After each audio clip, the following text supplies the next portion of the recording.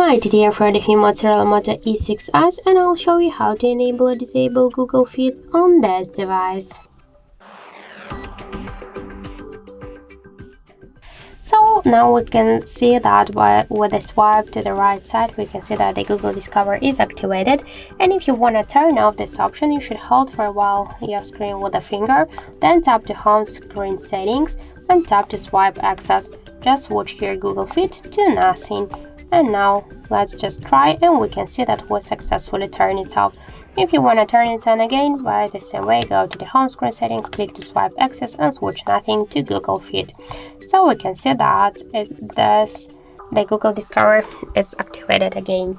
So that's it. Thank you for watching, and if you find this video helpful, don't forget to leave a like, comment and to subscribe our channel.